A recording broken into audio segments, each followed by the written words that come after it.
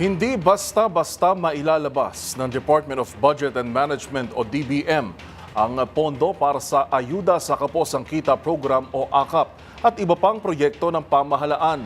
Ito ang pahayag ni Budget Secretary Amina Pangandaman ukol sa 757 bilyong piso na halaga ng proyekto na nasa ilalim ng projects, activities and programs. Ang iba pang detalye ihahatid ni Kyle Bulyas. Hindi basta-basta mailalabas ng Department of Budget and Management ang budget para sa AKAP at ilan pang proyekto ng pamahalaan. Partikular na tinukoy ni Secretary Amina Pangandaman ang nasa 757 billion pesos na halaga ng proyekto na nasa ilalim ng Projects, Activities and Programs ng General Appropriations Act.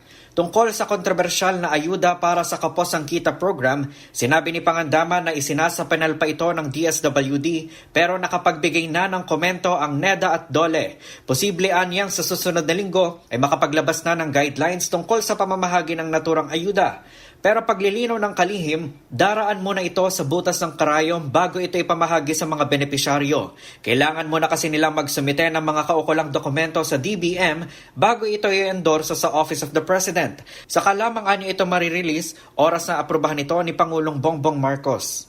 Marami din po ang kailangan nilang i-provide na dokumento. Kailangan makapag-provide sila ng bagong physical targets, financial targets, yung mga tinatawag na special budget request, may mga financial plans.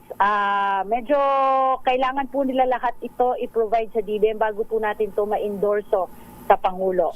Ganito rin umano ang gagawin sa mga congressional changes sa budget o ang mga tinatawag na insertion.